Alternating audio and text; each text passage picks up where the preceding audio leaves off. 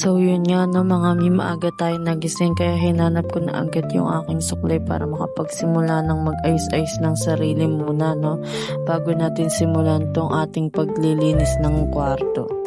Sinimulan ko na nga sa pagbabaklas ng kama yan, tapos nung naitupi ko na sa ako na ulit kinukubera ng bedsheet. Tas pagtas nun, syempre inasikaso ko na din yung mga unan, sinalansan ko na sa tamang lagayan, inayos na yung magiging sofa bed.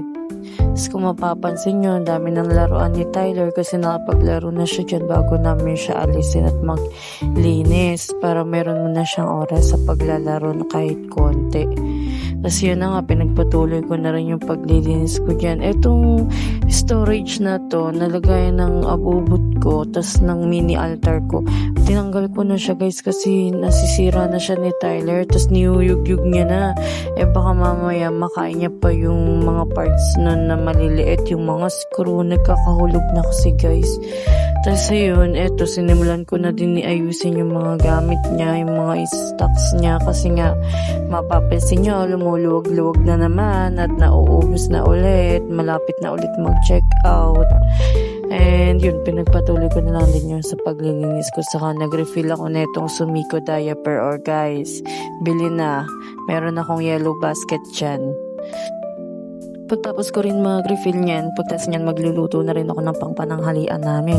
So ito na guys, niready ko na yung kawali, nilagyan ko na ng mantika yan, tapos gigisahin ko lang dyan yung bawang, sibuyas, para naman maluto-luto siya ng konti, at saka yung luya. Tapos pagkatas nalalagay ko na yung sardinas, kasi upo na may sardinas yung lulutuin natin. Tapos ayun, nilagay ko na yung upo, tinimplahan ng paminta, asin, saka konting bechin lang guys. Tapos nilagyan ko rin yan ng konting gata para kumulo siya sa konting gata at lumasalasa ng onte, saka nilagyan ng sili.